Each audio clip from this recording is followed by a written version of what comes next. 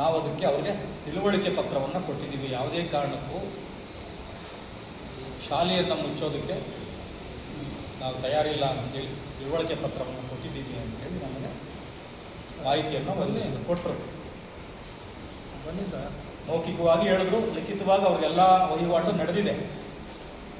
ಹಾಗಾಗಿ ಇವತ್ತು ಮಂಗಳ ಸ್ಕೂಲ್ ಇರತಕ್ಕಂಥ ಪ್ರದೇಶ ಕರೇನಹಳ್ಳಿ, ಇಸ್ಲಾಪುರ, ದರ್ಗಾಜವಳ್ಳಿ ಭಾಗದ ಬಡವರು, ದಲಿತರು, ಹಿಂದುಳಿದವರು, ಅಲ್ಪಸಂಖ್ಯಾತರು, ಶ್ರಮಿಕ ವರ್ಗದವರು ಇರತಕ್ಕಂಥ ಪ್ರದೇಶದಲ್ಲಿ ಆ ಸ್ಕೂಲಿದೆ. ಸುಮಾರು 273 ಜನ ವಿದ್ಯಾರ್ಥಿಗಳು ಅಲ್ಲಿ ವ್ಯಾಸಂಗವನ್ನು ಮಾಡ್ತಿದ್ದಾರೆ. 273 ಜನ.